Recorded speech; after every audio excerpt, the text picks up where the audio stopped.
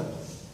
Hoje nós vamos dar aí, antes de mais nada, meus cumprimentos, né, àqueles que estão nos presenteando hoje com a presença nesse encontro, né, de louvação. Os que eu conheço e os que eu não conheço, né, nosso saravá profundo na mente e no coração. Bom, nós estamos desde o início do ano falando sobre o processo evolutivo. Já fizemos várias abordagens e tomamos o cuidado, né, de no primeiro semestre falar sobre as bases, né, para que a gente pudesse aprofundar o discurso. E nesse segundo semestre a gente vem fortalecendo o que já falamos no primeiro semestre, mas, como acabei de dizer, avançando na temática. E talvez os últimos 3 ou 4 encontros falamos sobre os atributos, né, trabalhados por nós aqui do OEA. Falamos sobre, demos um exemplo primeiro geométrico, falando que a nossa casa doutrinariamente ela se assenta sobre 5 expressões ou palavras, né, que fundamentam toda a doutrina ensinada pelo caboclo cobra coral, ou seja, pelo mestre Araniana. Falamos de dedicação, honestidade, disciplina, e ainda nos falta falar sobre tolerância e cooperação. Essas 5 palavras são embasamentos fundamentais da doutrina, né, trabalhada aqui na Chopin, ou no agrupamento de Umbanda da Estrela Azul.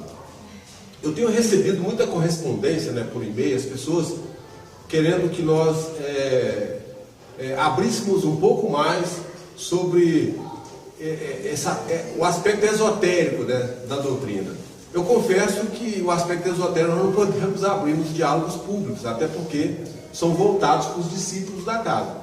Mas dentro do possível, aquilo que nos é permitido pela espiritualidade, a gente vem abordando, e como eu falo sempre, nesses diálogos, né, semanal, a gente vem dando suporte, né, aos frequentadores, que são vocês, né, que integram a comunidade terrena. Quando nós falamos das 5 expressões, o que nos move hoje falar ou conversar com vocês é mais uma dessas 5 expressões, né? Já falamos sobre 3 e hoje eu queria falar sobre o processo de cooperação. Quando nós falamos do processo de cooperação, nós já aprendemos no primeiro semestre que cooperação para nós, do ponto de vista ou dentro dessa perspectiva que nós estamos chamando de processo evolutivo, é sempre convergência.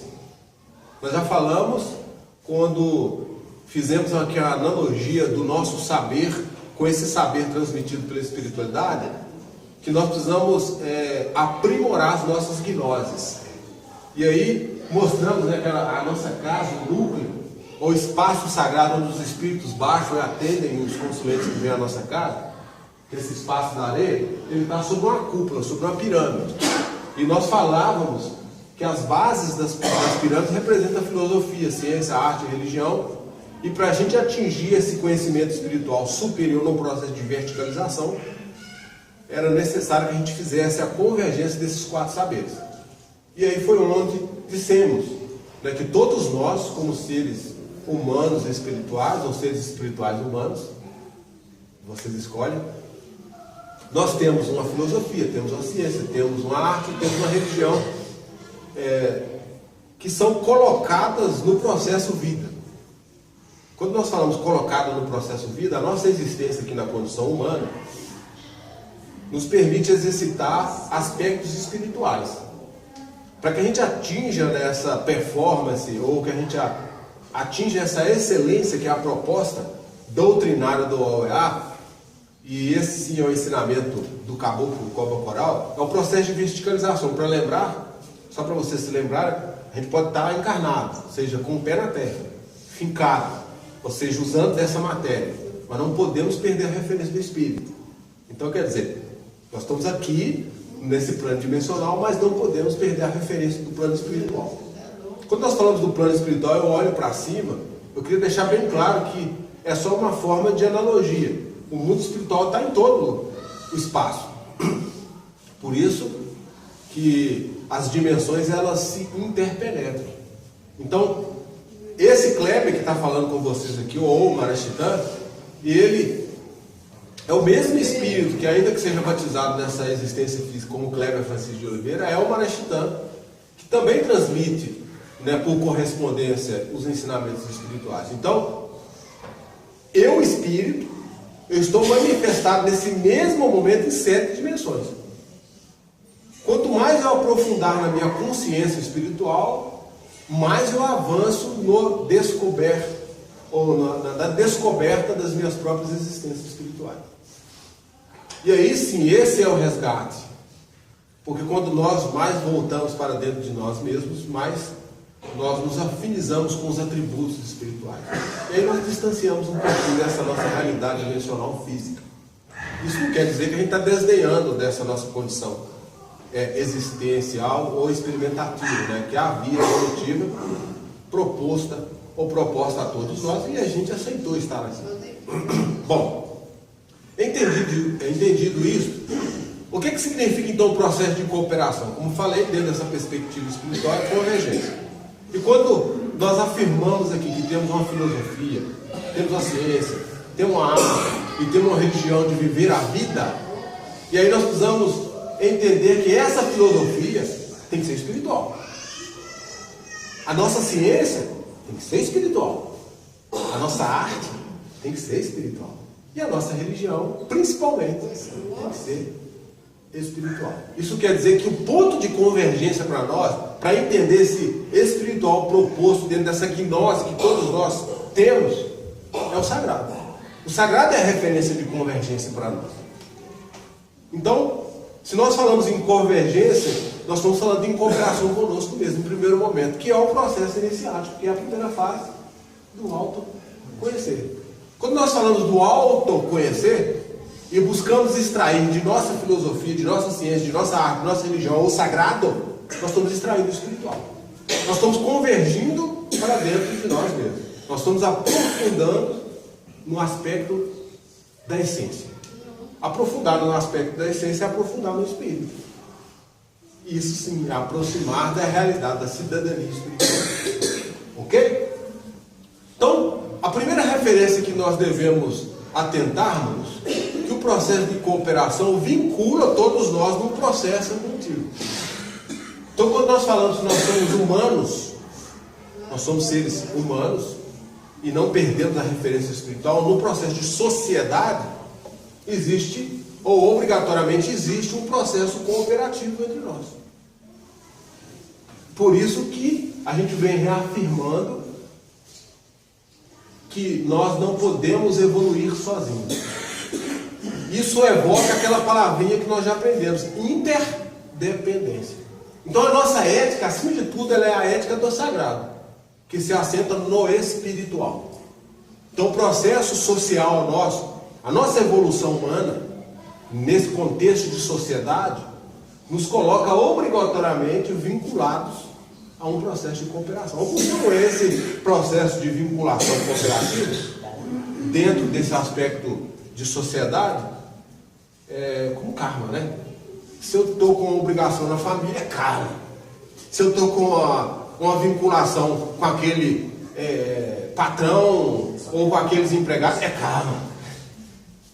E nós preferimos não tratar dessa forma. Até porque karma dá a impressão que é uma coisa estática. Nós já aprendemos que não. Que embora karma na tradução literal seja roda, nós acreditamos mais na energia que move esse karma, que a gente chama de dharma.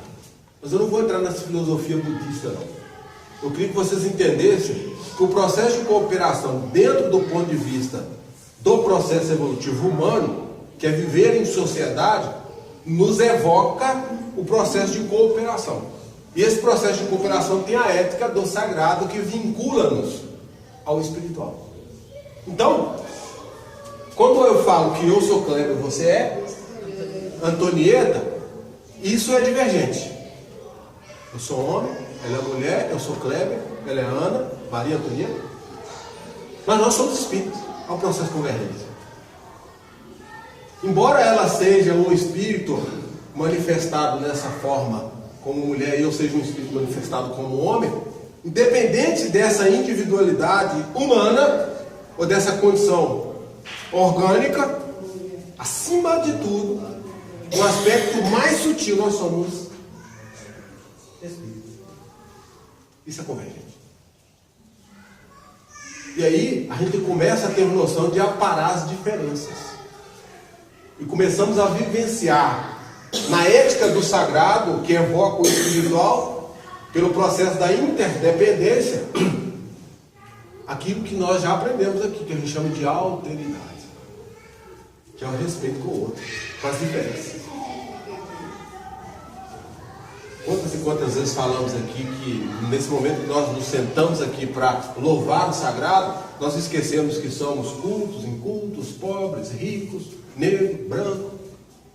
Isso rompe, isso acaba. Mesmo que seja num breve instante.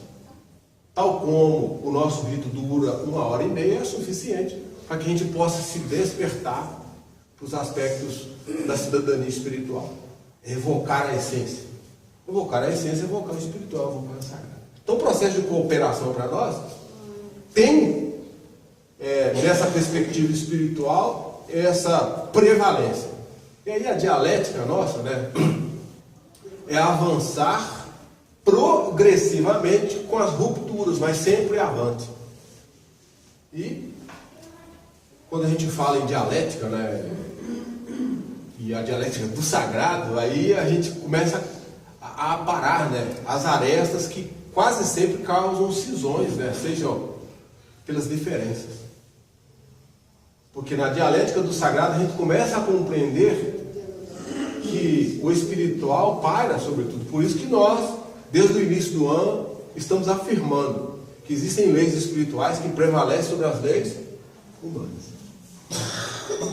Mais cedo ou mais tarde, nós vamos aprender isso. Não importa se isso vai exigir de nós 1, 2, 3, 4, 5, 10 encarnações. Mas o processo evolutivo é esse. E aí, para que a gente consiga alcançar a excelência do Espírito, nós precisamos da prevalência do sagrado. Esse ponto é o ponto de convergência. E para encerrar, né, para não ficar muito extenso, eu prometo voltar na próxima semana falando sobre a temática. O mentor de nossa casa, né, ou seja, o caboclo cobra coral, o mestre Arvinananda, ele ensina para nós. Viver a unidade na diversidade para vencermos as adversidades. Olha a convergência. Precisamos viver a unidade. Qual que é a unidade? A unidade do sagrado, ou do espírito, que nesse ponto de vista tem semelhança. Então viver a unidade, ou buscar a unidade, seja pelo espírito ou pelo sagrado, nós vamos ter que aceitar nessa heterogeneidade, ou nessa diversidade, as adversidades. E para que a gente consiga vencer as adversidades, nessa diversidade, nós vamos evocar a última palavra da 5, que é a tolerância. Que eu evoco o respeito, mas aí eu vou falar numa próxima oportunidade. E a gente vai conseguir compreender, nesse processo de convergência, o quanto bom, né, é a proposta espiritual desse mentor que dirige a nossa casa. E olha que interessante. Quando nós falamos viver a unidade na diversidade, para vencermos as adversidades, tem que ficar uma coisa muito clara para nós. E principalmente para todos vocês que nos escutam aí do outro lado da terra. A proposta de viver a unidade não é uma unidade externa, não. Ela é uma consequência. Viver a unidade, em primeiro momento, evoca essa unidade interna. Para que a gente consiga ter flexibilização suficiente para viver ela externamente. E aí nós vamos entrar no ensinamento já falado tantas vezes por nós aqui. Interiorizar para exteriorizar. Primeiro viver a unidade interna, para depois viver essa unidade externa. Lembra que eu acabei de dizer no início da fala? Nós temos uma filosofia, uma arte, uma religião, que são gnoses de nossa individualidade. Quando a gente aprende a converger todas as quatro pelo escopo do sagrado, evocando o espiritual, a gente busca a nossa unidade. Essa unidade é esse processo de verticalização. Nós vamos despertar a intuição, aí nós vamos conseguir compreender como são essas egrégoras, né, consonantes que disciplinam e guiam toda a humanidade. É isso. Na próxima sexta-feira a gente volta a conversar sobre a temática. No mais, muito obrigado, um bom rito a todos vocês. Amém.